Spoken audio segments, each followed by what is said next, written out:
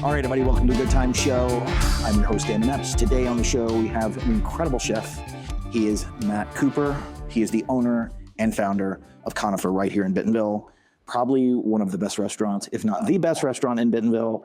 And just so happens this week, got a James Beard Award, nominated for James Beard. Single finalist, yep. So who would have thought that in Bentonville, Arkansas, we got James Beard? Of course, that's the way that's what it's like to be Matt Cooper. It's been shaping up like that lately. We had some really good, we had two other chefs, Rafael Rios, a good friend of mine, and then Jordan Wright, Rice Barbecue as well. So yeah, Bentonville's been on the map on their scope for a while now. And it's just it's nice. It's good recognition. We work really hard.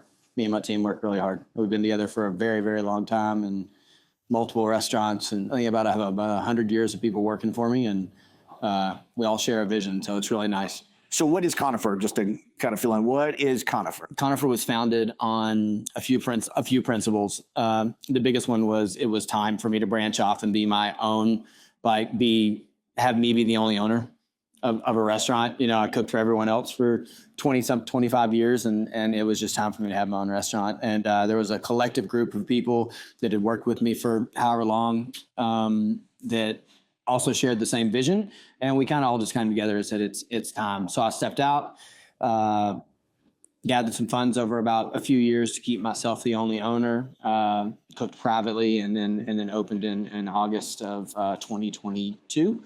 But Conifer represented the theme behind it, or kind of the meaning behind Conifer is planting the seeds community. I grew up in a family of humanitarians. My father were all like Methodists. My father and his side of the family were all like Methodist ministers and humanitarians. My mother's side of the family were all food technologists, M&M Mars, Uncle Ben's, Riceland Foods. My grandfather started the food technology program at U of A and then Texas A&M. And so food, science, and building communities has kind of been the building blocks of my entire life. So you guys are gluten-free, but you take a scientific angle when it comes to making food, or? We do a little bit. I did a lot of, I trained out in Portland, Oregon as well. My mother was also I was there for about 7 years. So grew up in Arkansas, all over Arkansas, because my father was a minister and we moved around a lot. And then I was pre-med in college. It was pre-pharmacy, and it was zoology, and I'd cooked the entire time. We had my daughter when I was probably about 22, and my wife was like, she's like, let's just cook. And so we moved out to Portland. I went to school there. I'd already been cooking for however many years through college and most of my childhood, and got my degree out there and cooked all over the city, and then moved back in 2010. Sometimes have you ever like not had the timeline of your life like match up? You're like, how have I lived and done those different? So it's too many things, or done this and that, and it just doesn't make sense. In fact, I just saw a picture pop up yesterday, and it was like 2014. I swear it was 20 years ago. I mean, it feels, right. Yeah, it goes either way. Like, either feels like it was yesterday, or it feels like, oh my God, that was only 10 years ago. So, well, in 2014, I just moved here. So I moved here to help start a hospitality group, rope swing group. Okay. And we built 2 restaurants, and then I did that for close to 8 years. And yeah, it was so amazing. And I think it really spoke, especially during that time, it spoke to like the creativity and the effort going into what was happening, because it was this, I'd been cooking in Little Rock, and I just opened a restaurant for someone else and downtown the River Market. And I kept hearing these words. I needed to come up here and talk to some people. And then when I finally did, it was like, I'd really love to come up here, but like, I'm celiac. Like I can't be around it anymore. I can't do this. And they were just the most supportive people. And we're like, yeah, sure. That's great. So for us to be able to open a restaurant like that of that caliber, like it'd be 100% gluten-free in Arkansas, that was crazy for the time. So when people ask that was great. I mean, I've been living in LA for a long time, so that was I can go to New York and LA, and I'm still not safe unless I go to like a bunch of little small ethnic places, right? Which is primarily where I eat anyway. But I can't even eat I'm the 0.01% that can't even drink distilled spirits. Yeah, I have another best friend that's is like the true. He's the real deal. That's the reason I don't even drink anymore. There's no point. We can't drink whiskey, so one point. Now to drop this. So you told me you were a preacher's son. Yeah. And you were the head chef and started Preacher Son. Right. I heard it was named after you at one point, or that concept. I think there was a lot of reasons. There was a lot of reasons behind that. Old church. My father preached his first sermon right across the street, right. And yeah, it just made sense. It made sense. Yeah, it's a very cool place. It rooted it to the community. It rooted it to the chef at the time. It was really great. And they're still doing a good job now. So yeah, and so they're not gluten-free anymore, though. No, they're not gluten-free. No. So being a scientific guy when it comes to food, did that come in handy when you decided to start making it like a gluten-free menu? Yeah, I think people ask me that all the time. Like, how do you do that? Well, now it's easy because it never, it's not even in our brains that we can use it. So it never comes in the building. Like, all of our alcohol is gluten-free now. All of our beer is gluten-free now. We've been able to switch everything over. We still have distilled spirits because some celiacs and other people like that can still drink like that. And I'm not going to take that away from them. But thank you. I appreciate it. But yeah, it's like, it's not hard anymore. Yes. So I was classically trained. I trained under, chefs on the West Coast, and I trained under chefs that worked directly under master chefs. And, so like. Give me a name drop a couple. No, not even. Talk about them. Oh, no. That's another fun thing people ask is like, oh, who are these amazing chefs and these mentors that you do? I was like, no. Yeah. No. I learned a lot in my career, on how not to treat people and how not to talk to people and how not to do things. Yeah, it's funny. What's really funny is that it's a new generation. Yeah, I'm not giving energy. I'm not giving energy to the demonstrative nature of how I was trained, and I think we need to stop doing that. Yeah, it's funny because television was the same way. I mean, I feel like it's like it was like a rite of passage, right? Like I remember, it was a rite of passage. I remember, I got raised in a pretty crazy reality TV time, and reality TV came from a lot of people that came from like talk shows, and talk show environment was the most toxic thing ever. They would scream at people. They'd tell if they didn't answer the call from their executive, they were fired. I mean, it was just brutal. And so the early days, of reality, and I found myself, even because I was a young executive producer, that I took a lot of that negative energy. And then finally one day I woke up and I was like, what am I doing? I was like, I'm a nice guy. I'm a really funny person, and I like to treat people well. And then I had to literally re-gear myself because that's how I was trained. I was yelled at and screamed at, and and you think it's worth it because you see this dream that you want. Yeah, or you're just used to, I think a lot of cooks growing up, my generation, and there's still, and I saw this the other day, and I had to kind of reframe what I was thinking, because I see this, you always do this, these kids today. And then this one European chef that it's like, he's got like 2 stars or something like that. He was like, no, listen, there were people that were like that then when we were training. There's still people good that have the determination and that they did then. And I would do. I have 3 of them. I love them. They're amazing. But yeah, to bring you back, and I'm ADHD like crazy. So to bring back to the point of Conifer, that's all that trauma, all that, I worked for, one job I started when we moved back here. I worked 16 hours a day for 7 days a week for 8 months straight. That just happened. And I was trapped back here in Arkansas. I was maybe it wasn't that bad, but it was close. And if I did have a day off, it didn't feel like one because I was so exhausted. There was nothing, I blinked and my daughter was in the 10th grade, and that's when this stuff started happening. It's no, I just started remembering how I was brought up and everything else. And you mean brought up, you mean your childhood? Yeah, brought up in my childhood and just how important family was to me and things like that. And I'm not saying I wasn't there, I was there, but it was just time for me to open the restaurant. And so Conifer means planting the seeds of community. A conifer is a seed. It's also a tree. It provides oxygen. We provide oxygen to our people. So Conifer was founded to provide a safe, healthy, nurturing environment to all of the people. We do full coverage healthcare here. We did it after 6 months. We pay 50% of that. It's an amazing plan. And that's not bragging. That's it's one of the reasons why we opened the restaurant, because you just don't get that. We have people make a livable wage for the best part. We try to pay people really well. And then all the money that we make, it comes back, it goes right back into this place so that we can do it. So hopefully we'll be able to do 401k soon. And for us to be able to do that and have, one owner and, we're just all one big family, which has its challenges because we're a big family. And there's not this, someone has a bad day, week, month, or year. We're trying to figure out how we can get them through that instead of saying, you're not doing what we need you to do. You're not being productive. You're going to have to go. Right. It's just a different it's not a completely different environment, but it's an environment in which I didn't get the opportunity to really be in this industry. And I think there's a lot of people making measurable change. And I think there's a lot of people saying that they are. And I think that, that's the work that we chose to do.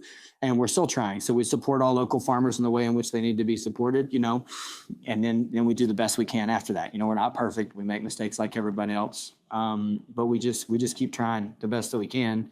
But yeah, I always tell people, it's like, I don't care if it's fail. It's how you recover from that failure that I care about, right? Showing that you care about it and things like that. You don't have to come in here and want to be a cook or a chef. Like, you just want to come in here and be passionate about like doing a good job or evolving in some way. Like we do some fun things where if someone wants to go and evolve in some way, go and take a wine class, go take, as long as it's, any type of measurable education, then we'll take care of that. I'll do like a week of that, and I'll pay them to go and like better themselves because they bring that knowledge back. And then they're just always constantly evolving. Like when we write menus, like most of the cooks are sitting down at the table and we're talking about like, what it is. And it just kind of goes around the table, and it's kind of like that funnel effect. Like if I told you something, by the time it came all the way around, it'd be something completely different and you wouldn't understand it. It's a really beautiful thing because by the time it comes around, then you've got a dish that like everybody's had a piece of, and you've all had a chance to really strategize about it. And that just happens all the time. That never always happen like when we're sitting down. It happens like when we're standing up in service because we have things coming in all the time, that are always changing, and we're always trying to think about, that's at the forefront of everything. It's like, okay, what's in season? What are people growing? What do people need us to move? Like what do local farmers need us to move? Like they planted something and somebody committed to it, and then they said, no, they can't use it. We're using it. Oh, so that's super interesting because it's a different pro forma than and other restaurants do that. I just don't think a lot of other restaurants around this area do, right? It's a struggle, but that's what we've chosen to do. That's why we always have a ground lamb product on the menu. Ground lamb, yeah, from Hannah Farms. We help them get a start because most people don't want ground lamb. Most people want like the racks or the shoulder or the leg or the shank. And same thing with our pork farmer, Bansley. Like we've used them for years and years and years, and they tell us what they need us to use, and that's what we use. And then when they're out of it, we go, what next? And they go, I need you to use this, and that's what we use. And so it's just kind of a different, we have this little thing where we say like, if our farmers aren't relying on us to pay their bills, like it's not all like that, but it's a part of our conversation. It's definitely a part of how we think about anything. There's things that I use here that I normally wouldn't use in a restaurant because like part of it is like, how can we help people? What would be that thing? I mean, some things like, like radishes. Like there's a lot of radishes. Like everybody grows radishes and nobody uses that much radish. Right. You know what I mean? Even though we're amazing radishes, we have find creative means. So we ferment some, we pickle some, we shave some and put them on the thing. We saute them and do a shad of the face style, like with butter and sugar. And, we're normally you don't. Like we're using, and then we still use creative things too. We use specific fish out of the Pacific Northwest, out of the water to us the next day. We're very specific about the fish that we use.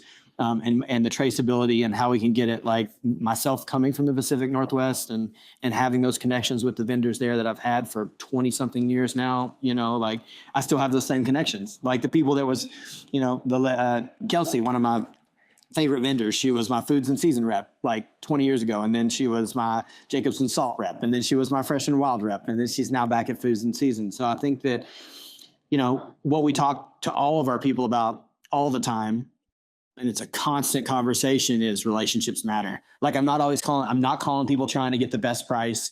Like price matters, obviously. Like we have to turn a profit so that we can put money back into the restaurant, right? But we're not trying to overinflate our prices. We're trying to charge what we need to do to pay our bills, to meet the requirements that we've done, to provide healthcare, to do all these things for our people.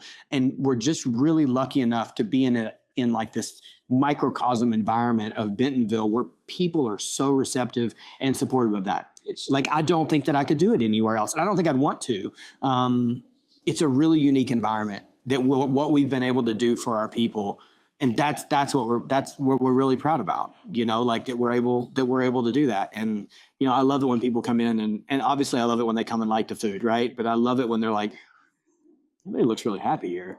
Like we've had people come in and Somebody just said that yesterday, or when I was talking to them. What was I saying? And they were talking. They came in here, and they just said everybody. Because where were we? We were somewhere, and everybody just seemed like they're in a pissed off mood. And we were just like, and it's just such a different feeling when you walk into a place and you can feel like it's home, and you can feel like the people actually care. And, no, and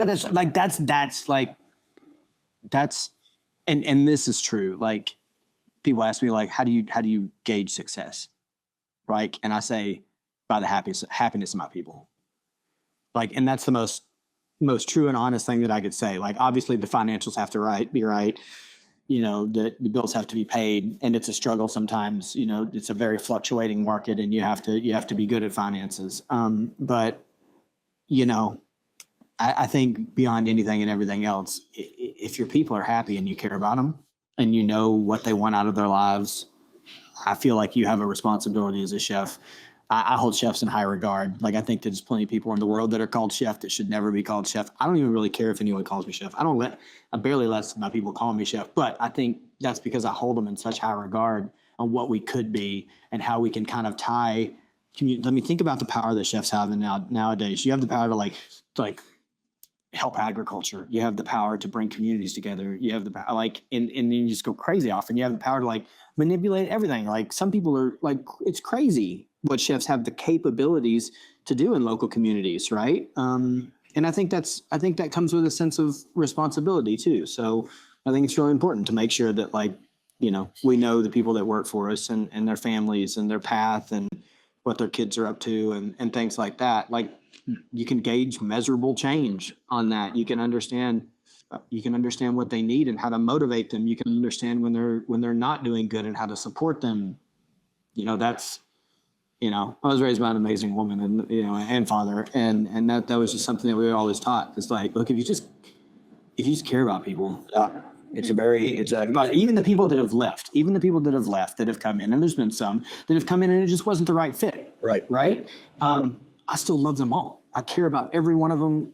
And hopefully we were able to put them on a path to be able to help them, you know, or just put them on a path for something that's better. We have conversations all the time. Like, if this is not right for you, that's great. Like, let us know how to put you on that path. That's part of what we'd like to do. You know, we don't want to leave anything undone, as I said. And, you know, there's exceptions to the rule everywhere. Is there a proudest moment that you've had? I think I'm proud every day when I walk in here, honestly. I love these people, man. They're not only my family, but like, you know, you work especially in the culinary industry, you work, you know, 16 hours a day with people, like, you know, that's 5 days a week. And then, you know, 6 sometimes. Like, we don't do that. Like, we really have a work-life balance. Like, my people work, you know, salary people work 50 hours a week. You know, I have a few extra salary people because I feel like, again, we need to be able to like have that balance with life so we can have the time and energy to be creative and support each other. Yeah, I think the things that make me proud is when I see all of us like talking and communicating and being open and like laughing and just living our lives and like struggling together, you know. Probably a little bit of that's my wife talking. She's a therapist. I've had a lot of that comes in handy. Yeah, she's given me a lot of good cues on people, but good idea for me to get one of those, not just a girl. I think everyone needs one. Absolutely, 100%.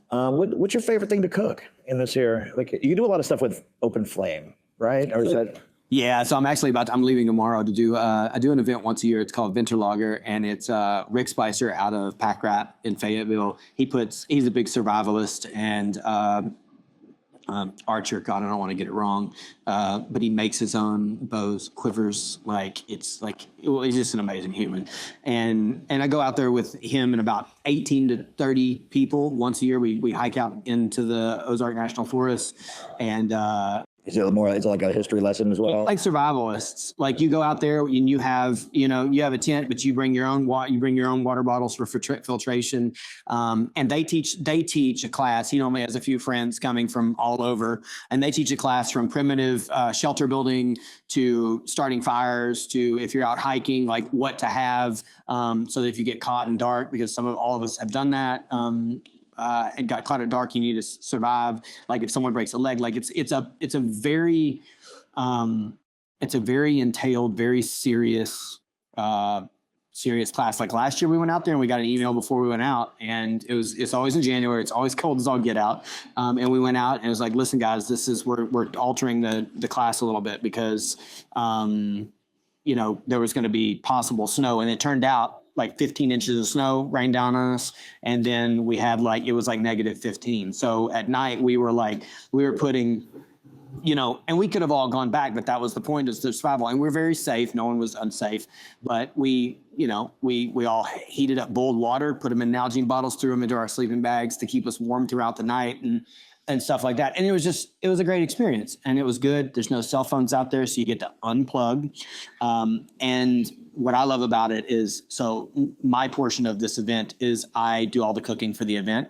So it's just me or myself, and normally a sous chef. I take a different person from my staff every year to give them an experience. And we just cook on an open fire, like not even a big one, because we have to hike like a few hundred yards into the Ozark National Forest. We go across the river, and then we hike into the forest. So like you can't bring a lot, and we just cook. So we're tending, like last year it was so cold, we had to change all the way the tents were in our main like camp hub to where it was a big thing. So it was just like a smoke tent. Like I couldn't see anything. They've got pictures of just like, you can't even see me. You just see like fire-ish stuff, and then I couldn't see anything. I put like sunglasses on or whatever I could do. This year I'm actually bringing goggles so that I can see, because we just don't know what's going to happen. There's precip maybe happening on Sunday, but and we just cook on a very small open fire, and it has to be very very planned out, so that the food's like not freezing and it's the quality that we want, because I have my standards, and they get to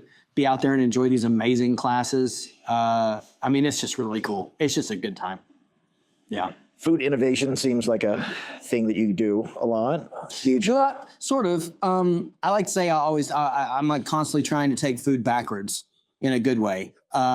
We really just like one of my best friends, Michael Robert Shaw, he said this once, and I really love it. He's like, we just try to take an ingredient and try not to F it up. Except he said the whole word. And that's what we try to do. We're, luckily all of us kind of have the same vision about like taking these amazing ingredients that people have grown here, or people that have, caught things and taken meticulous care to package them and get them to us extremely quickly, so it's the freshest it can be.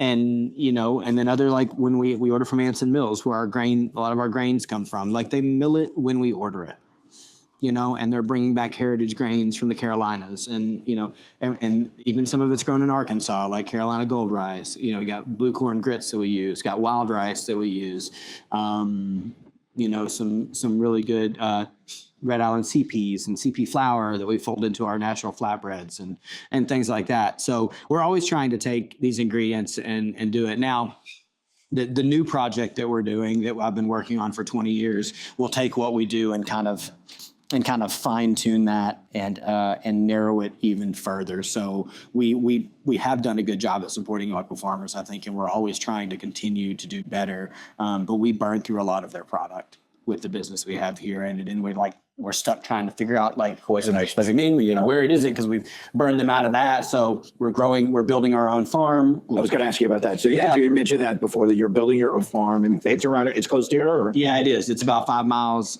east of here. And so on our land, and mine and my partner's land, Paul Esther, and we're building a farm. And we have a historic house that was built in the 1800s. The farm is a historic marker, and we've gutted the house, and we're rebuilding it, and that'll be a 26-seat restaurant. We'll have a private dining room that has about 8, and so that's it. It'll be like a 10-course tasting menu. Everything that we grow on the farm, we're going to serve there, plus doing everything that we do here. But it gives us the opportunity. That menu could change daily or weekly. Got it. And that's going to be just kind of it's just a tasting menu. It's, you come, you make a reservation, you pay before you come. It's like a 5-course kind of meal kind of situation. 10-course. Oh, wow. You pay before you come. You tell us your allergies. Got it. So it's a one price fit. Yep. One price. You come in. Tell me, why does you come in and we feed you. Sounds great. Yeah. And I think it's time. A few places have tried in the past, I think, but this is pretty significant. And, it's part of a much bigger, with me, it's always part of a much bigger idea, eventually we will hold like big community events out there, family events out there. Like I have one of my best memories ever is when I lived in Portland, and I would take my daughter and my wife, and we'd go out to Savi's Island, which is this kind of island on the east side of Portland. I do believe east side. It's all organic, but it's just filled with farms. Like it's just farm after farm. And we'd go out there in the middle like of June and when the flowers were blooming and the blueberry fields would just be going crazy and the marionberries and blackberries. And it'd just be people out sitting and listening to music and kids running through it's just like, it's that beautiful picture, and I've always wanted that. And so, it's part of a much bigger project to involve the community. And we have this, it is this finer dining component associated with it that kind of drives that movement, drives that forward progression of food. Now that's when it'll be small plates, like, and we're talking, comparable to if you were to go to Spain or France or something like that, or Europe and eat and get a tasting menu and things like that. That's kind of the vision, while still also existing in Arkansas and reinvigorating this amazing historic house and farm and stuff like that. And I live on it. So it's like, it kind of brings everything back to like, bringing everybody where I am, which is great. And making sure that, we're all together. The same reason I built the kitchen in Conifer to be completely open, right. And open to the point of like, there's no smoke and mirrors. There's no anything. If you sit at the bar, you see if we make mistakes, you see if we get frustrated, you see if we're getting our butts handed to us because everybody sat at once, like, I think it's really, that transparency is really important to show that, like, there's not smokes and mirrors, man. There's just people working hard. And also it's good for us to see you guys. Like, I don't want any of my people to be hidden from the people that we're trying to serve. That's why we're here, right? That's hospitality. So it also gives us the opportunity to never have this idea of who the people out there are eating. I grew up in cooking in some places where like, oh, I bet this person's, you have the opportunity to see everybody and interact and say hi. And when we started Conifer, I was on the line every night for years, and they had to drag me off a few months ago, but, and there was just all chefs on the line. And then we slowly would hire one person, hired my sous chef, Christine, and then I trained her, and then she just went down the line and trained at every station. And once that was done, we picked one of the chefs to go off during the daytime to run the prep, and then kind of did that until everybody was just like completely honed in. And so we'll kind of do that over at the new restaurant as well. We've released it, but we're calling it Ryn, R-Y-N. And when growing up, my grandmother, everything has to have meaning for me. And it has to have like a place in my soul and my heart, because I think that's important, because it gives you a sense of ownership in it. I was going to ask you, you obviously are close with probably your grandparents and your mother, and your grandparents maybe passed away, but what was your first moment in knowing that you enjoyed cooking? Was there a first dish that you were cooking? Nah, I don't have one of those like iconic memories. My first thing I ever cooked was chicken fried steak. Yeah. Oh, my wife will say that the first thing that I ever cooked for her was spinach Alfredo, and she said that I thought that I was the fanciest thing in the world. And I was like, Jesus, that's. But heavy cream, just garlic, and just a bunch of spinach and pasta, and But no, I mean, my mother, like, we never went out to eat growing up. My mother was a food technologist. What is a food technologist? If you go to the store and buy anything in a box, a food technologist created it, or a package. Cereal, rice, everything else. So I grew up in a world where, like, I know what. Does that mean she knows all the preservatives and all that kind of stuff? She knows how to recreate that. So for the best instances, like, we never ate out growing up ever. We always ate home cooked meals. We always cooked together, or something like that. But if we go on vacation, like we went to Disney World or something, we were younger, and we stopped at a Red Lobster, which was like, oh my God, Red Lobster, right? Back in the day. And I didn't like a lot of the other stuff, but like the cheese biscuits, God, they were so good. So what a food technologist does, so my mother just took like 3 of them, put them in a tow thing. We went to Florida, came and to the vacation, came back. She just kept it the entire time because we drove. And then a week later for dinner, we had Red Lobster cheese biscuits. So she took the biscuits, she titrated them, chemistry, all the stuff, figured out exactly what was in it. So my mother's job was to take competitor stuff and figure out exactly what was in it, and then recreate it, expand upon it, and make it their own, right? And so, and then you have food technologists that like just are regular. My uncle worked for M&M Mars for years and years and years, and he just told me these hilarious stories about like, oh, the candy coating department. Like it's separate, right? You got the filling department, you got the candy coating department, and you got like the sugar crunch. Like it's all like you don't mess with that. You got people to strategize what the filling should be, and they stay in their lane. And then you got the people that are the candy coating people, and nobody messes with them. Like you don't go trying to like change anything. Like you told me some pretty hilarious stories where they like kind of go at it. So you stay in your lane. We're the candy coating people. And you're like, it's the same thing, man. It's like, he's like, you don't melt now, like in your hand. And so it's funny, but we always had like, and he helped create some of those things. I can't say which ones, but it's like we went to visit him. It's like open the cabinet and it was just like candy. All the new experimental stuff, all the other stuff, like before everything else. That I haven't been able to find yet. I know that there's so many Walmart vendors that there's the people that are they have all the demo stuff that's got out, and they'll have boxes full of it. Yeah, I have some friends that do some demo stuff for some of the big vendors for Walmart and stuff like that. And every once in a while they'll bring me something. I'm like, oh, that's cool. They're like, put this on your knee, it'll heal it. I'm like, no. No, I know you're all natural. This is, I'm like, I'll rub it on and be like, whoa. No, that's gonna be addictive. Do you try to be natural as possible in all? Because I'm celiac, and I just have the way I was raised. Is you raised on a farm, or were you raised? No, actually, I wasn't. So I don't have one of those like beautiful stories. Now, my grandfather on my mother's side always had a farm growing up. So when we go to visit, everything was fresh. He'd pick everything from his garden and stuff like that. And I grew up in rural towns in Arkansas where all my friends were farmers, like big agriculture farmers, like rice, soybeans, and stuff like that. And so farming has always been a part of my life because of the communities that I've lived in, which means I've lived in, a lot of places that didn't have a lot of money. And and then we would just always lived in rural places growing up in Arkansas. And then I graduated high school. I lived in Austin, Texas for a little while, moved back to Arkansas, and then met my wife when I was in college again, and then moved to Portland. And, I think just the way that I was raised, when we moved to Portland, it was just like I was home. It felt right. Like, it wasn't like, oh my God, this is a big city. Like, it just felt like home. I've never not felt home anywhere. Like, if I wanted to, home is where you're people. Like, you can kind of, like, I'd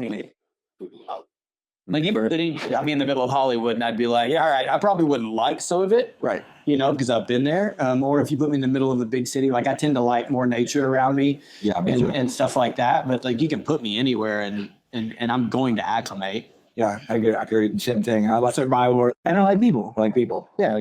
If I can't speak the language, if I'm there long, I will. Yeah. I want to. I went to a couple of shows now, and the Google Translate thing is amazing. It's amazing. I would have an hour and a half trip back and forth to the set. I know. And I would just have these conversations, and it would just go back and forth, and it was so enlightening to get to know these guys. When I love how technology is changing. I just keep seeing these little earphones that are popping up on like Instagram, and it's translating it. I'm like, all right, I got to get those. Like, I got them. They're cheap. It's happening soon. I've been waiting for it for years, just where you can be like Star Trek.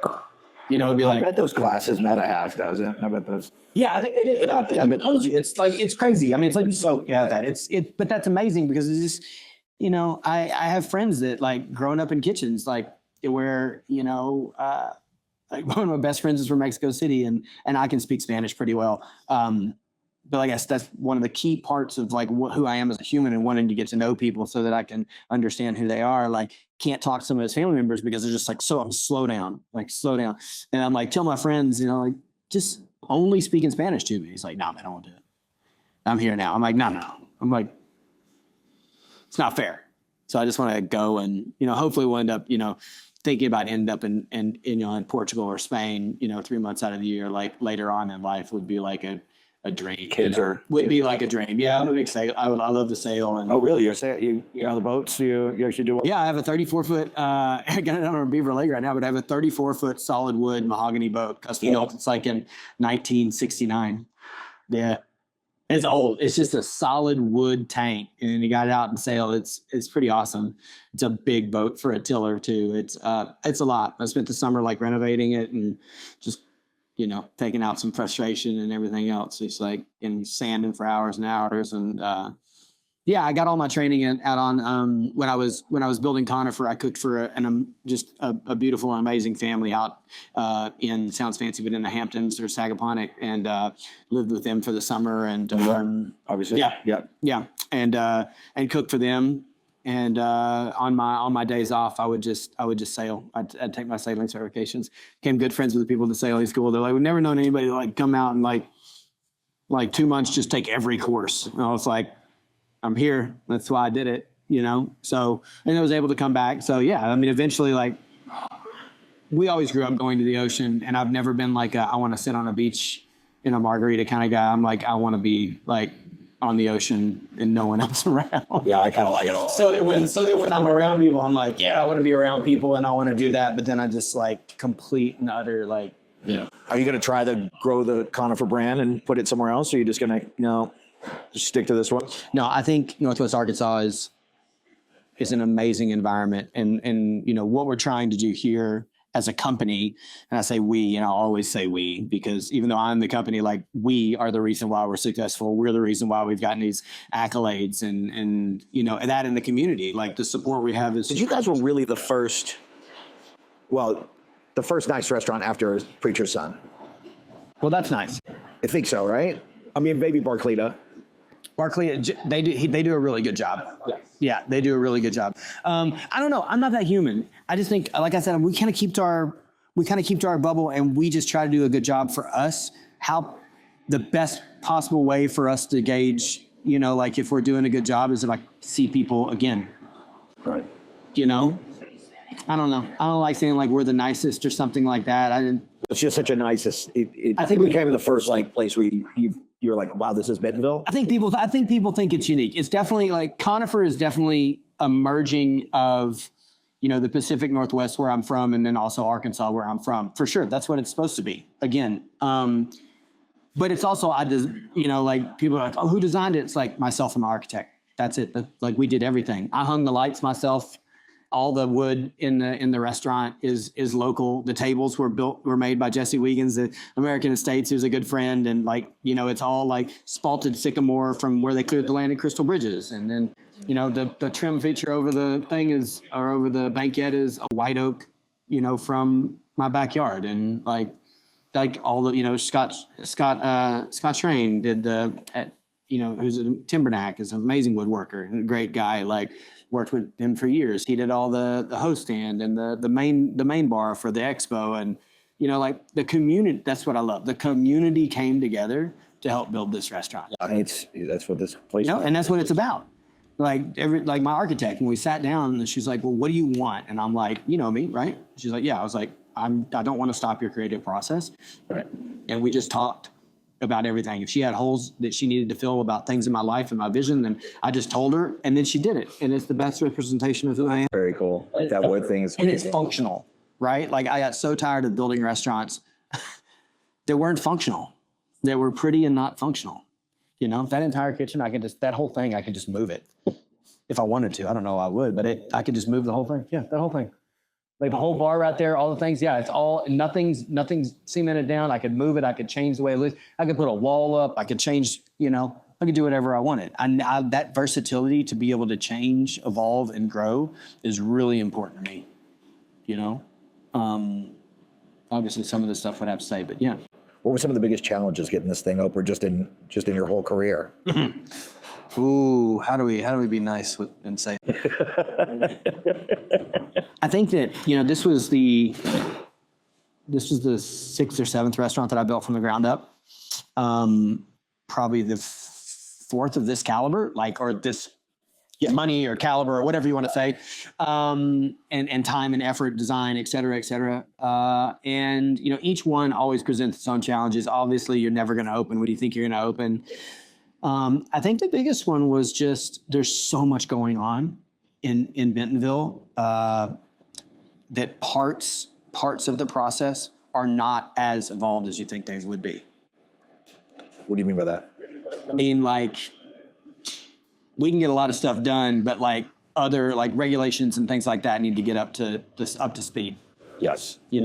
And I do know that, like, without going too deep down in the rabbit hole, like I don't need to spend like, an hour and a half, 2 hours talking about where an exit sign goes when I just want it to go where legally it should go so that people can exit my building, But when you have so many people building these amazing structures and there's so many designers popping in and out of town and stuff like that and on these projects, like they care about that.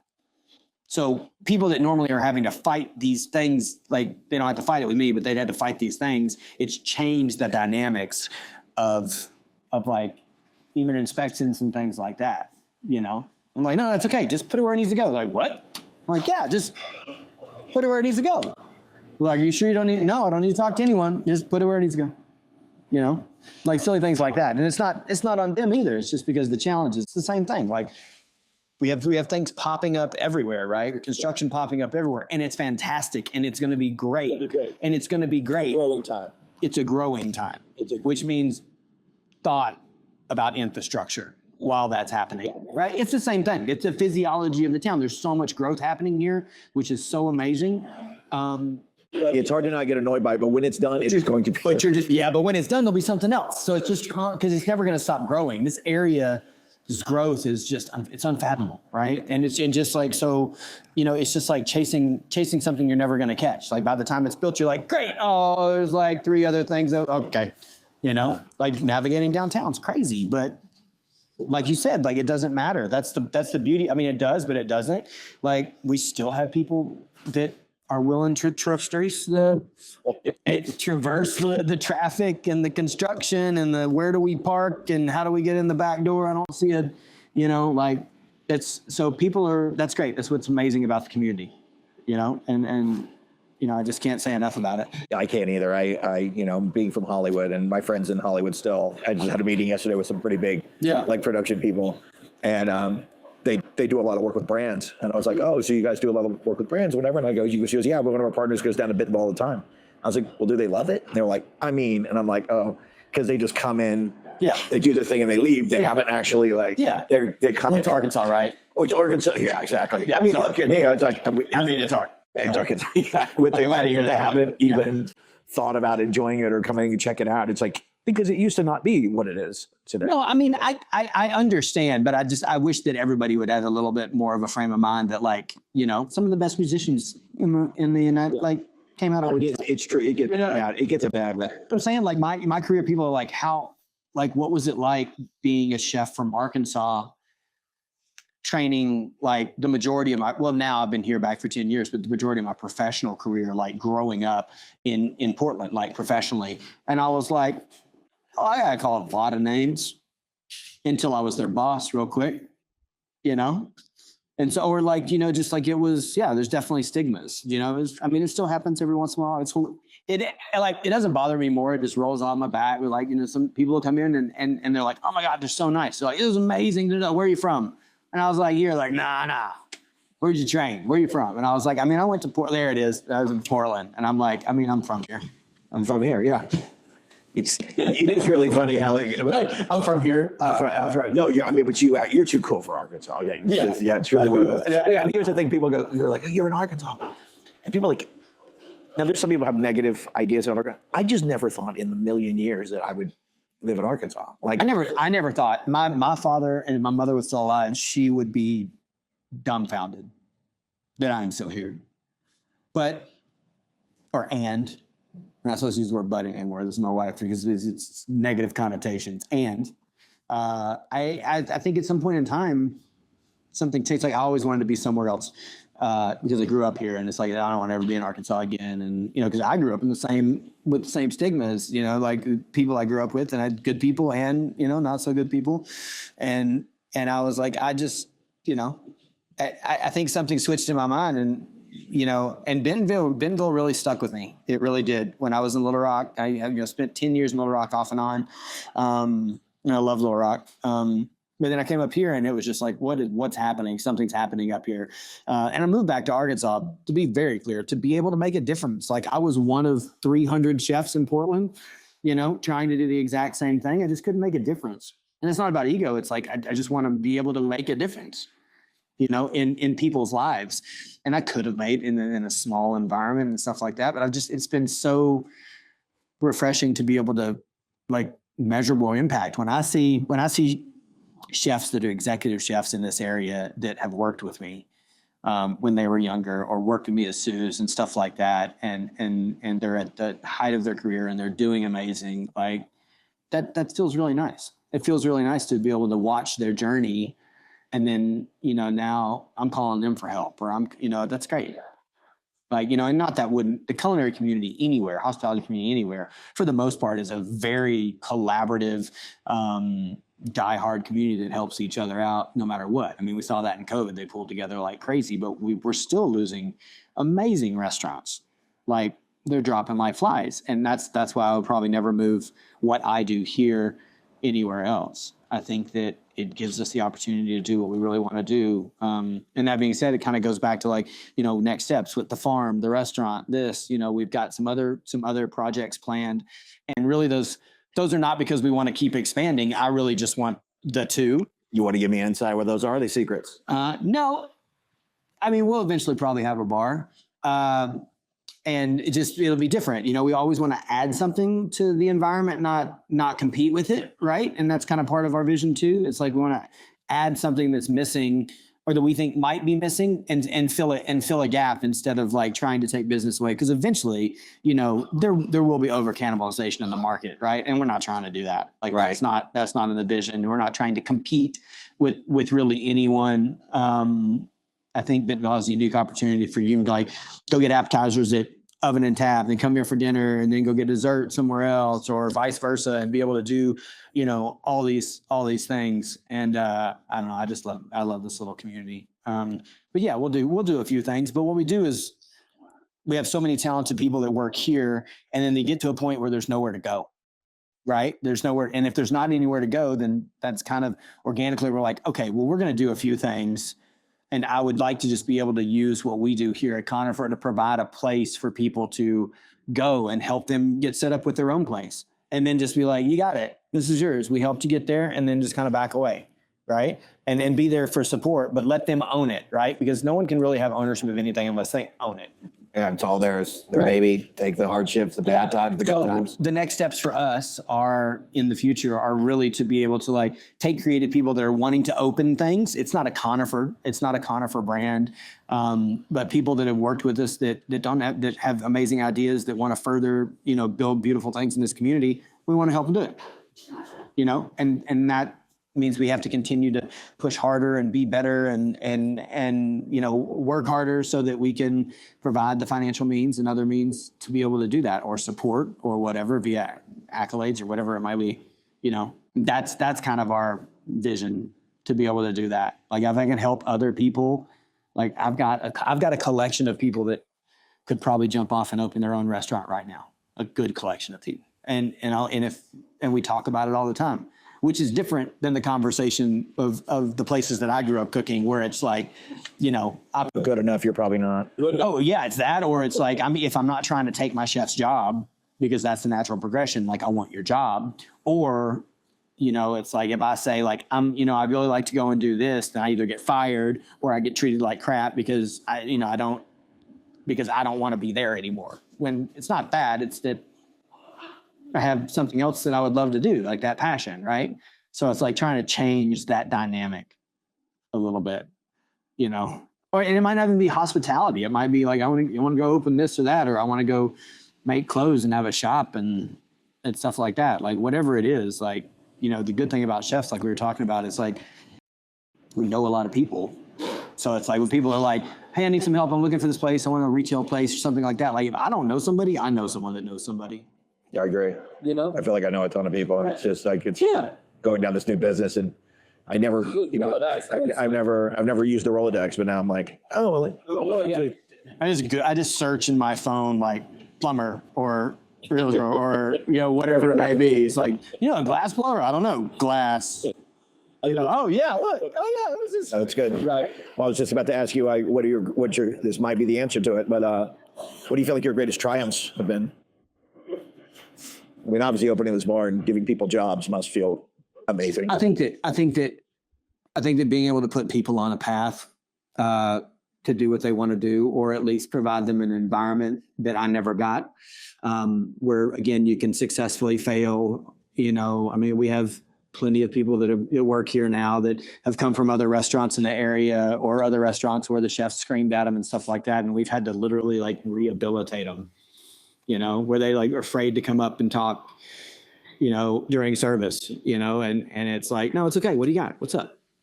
They're like, I'll just wait till you're done. I was like, I ain't gonna be done. I got a full rail. Like, what's up? And they're like, they want to, I'm like, yeah, it's fine. It's no big deal. They're like, oh, okay. You know, like it's part of reframing everything. It's just, and so I think my greatest triumphs are the fact that hopefully I'm loved by my people and I've been able to make a measurable difference in this community, you know, and change kind of what it looks like.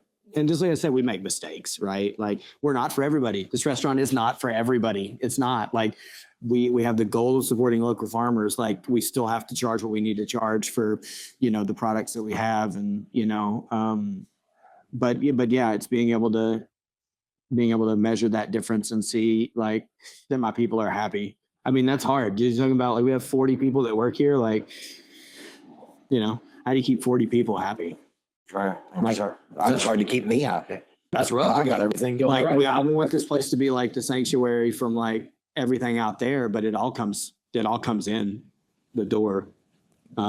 So I don't know. I think like my mom, I'm kind of an empathic person. I can feel kind of when things are wrong, and it just gives me the opportunity to be able to help people. So, you got nominated for James Beard, right? James, is that what? Yeah, this is our second time. So this is the second time. I was going to ask you if it was your first or It's our second time. Yeah, it's our second time to be nominated for Best Chefs South. Yeah. What does that feel like? Is it cool? I mean, obviously, it's a great recognition and it's an amazing honor, and we're really humbled to do that. I think more than anything, what it means to me is that it's justification for all the hard work that we're doing here and the mentality of what we're doing, you know. And I think that's the nicest thing is that people, you know, I don't know how we got there. Must have been people in this community that talked about us and talked about that, hey, everybody in there's happy, you know, because there's very specific guidelines for the James Beard Foundation, and they've changed a lot over the years. So it's, you know, you can't be, you know, and so it's just, yeah, I mean, there's all kinds of emotions, right? There's, you know, last year when it happened, we're like, oh man, that's just amazing. And we were really grateful. I mean, the nomination's good enough just to be out of 15 chefs in the entire South. We were recognized to be one of the quote, you know, best, however you measure that. And, you know, to be up there with Rafael Rios again, he's up for like a fifth time or sixth time. I don't want to, you know, whatever. And he's a good friend of mine, and see him up there and all the hard work he's done. And then Jordan Wright to be jumped up there this year. And, you know, he does have some good barbecue. Yeah. You know, and it's like, I think it's great. I think the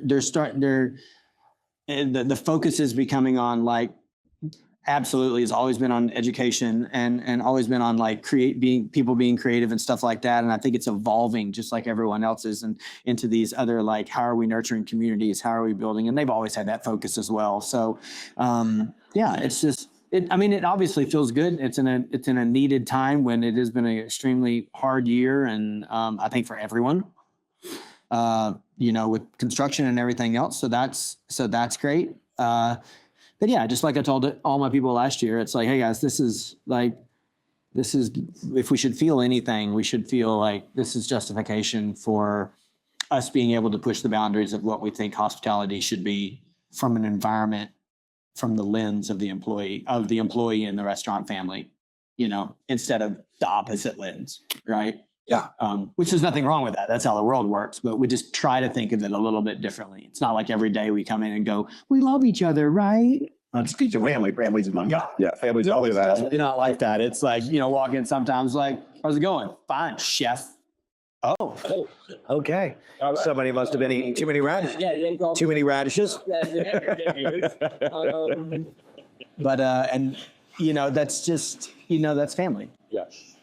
At the end of the day, we just care about each other, and it works out really good. So, and we are trying to always push the envelope on creativity. We just got this amazing human kind of fell in our lap with us opening the restaurant. Obviously, I'm going to have to step over there and kind of be dedicated to that for a while, and then be Ren, the farm. Oh, the farm. Yeah. Okay. Got it. And I'll be jumping back and forth, but I mean, for a good 6 months, 8 months, I'm going to be there most nights. We'll only be open 4 nights over there. It's up and running here now. Yeah, it's up and running, and we did hire. We just hired I hired an executive chef to kind of and this it's like the job description is I need you to be able to take care of my family. It's not like I need you to be the most amazing creative chef. Okay.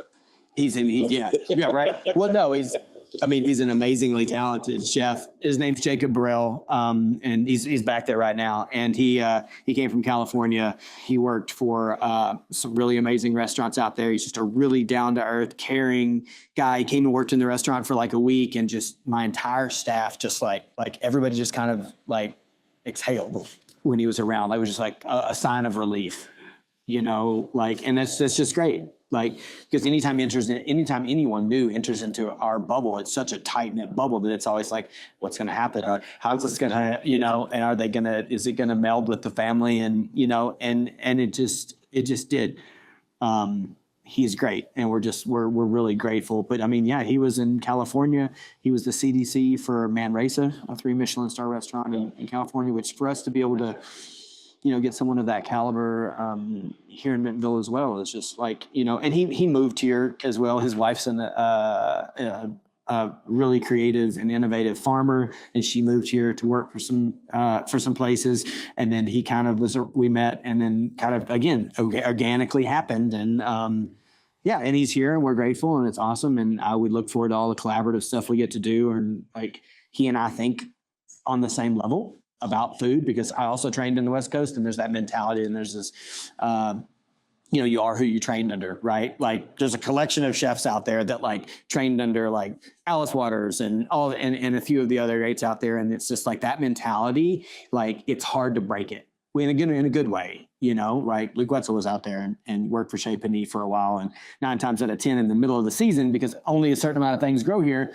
I'm looking at Luke's menu and I'm like, okay, let me look at his menu first before I write the exact same dish, just because the framework's the same, or we'll joke about it or something. So it's,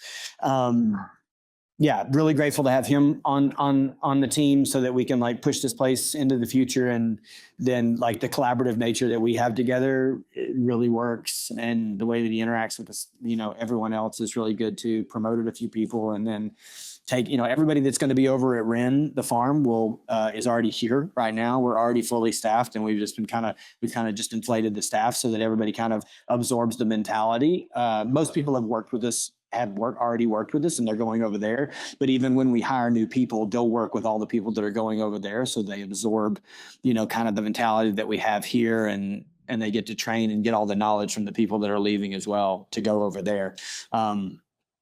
But yeah, and then just like everything we've talked about, the name there is, my grandmother used to sign all of her letters growing up, RYN, which means remember your name. Like she used to always say, you're a reflection of all the ones that have come before you and all the ones yet to be.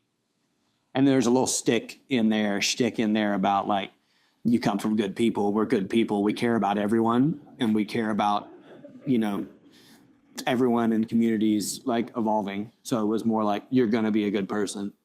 You don't have a choice, very proper woman. And then even the logo, I'm kind of sentimental like that. The logo is written in my mother's handwriting and traced by my sister. So I have 3 generations of thought and of strong, powerful women in that. Beautiful. The staff that we had out at Ren is just somehow, it just happened to be that, it's mostly really strong, like creative women out there. So it's going to be really cool. We're really excited, What do you want this community and any community coming in to know about Conifer? I just think that Conifer is a place for anyone and everyone. And it's, it's a place where we deal with people with all dietary restrictions. I think that's the world is changing, and it's easy. It's easier for us, I think, than others. Like we're not so tied down to things that we create that we can't flex. Like, in the height of the season, 70% of our menu is vegan because there's so many good vegetables around. And like if someone comes in and if they put on their reservation, I'm allergic to almonds and eggs and dairy and stuff like that. When they come here, if we have the time, what we try to do, if I don't go out and talk to them when they get here, is we'll already have a menu prepared based off of our menu, the variations, and then the things that they can't have won't even be on there. So they get their menu and they're like, well, I have all these allergies, like what can I have? And I'm like, everything. Because they're not, like, they should feel just as special as everyone else. Yeah, I think that's the biggest thing. And that we do try really hard, and we stand and we create an environment for our people that gives them the opportunity to learn and grow in a nurturing environment. And I think that's right. And we cook good food. Like we cook good food. But you see how that's like the last thing? That's like the last thing on the list. It's not the last thing on the list, but like. Well, man, I got to tell you, I appreciate you letting me in your restaurant. Yeah. Appreciate you coming on the Good Times show. For sure. Really appreciate it's a cool restaurant for the community, and it's cool to have a friend. Yeah, absolutely. I mean, that's what it's about, right? Yeah. Yeah. Thanks, man. Yeah.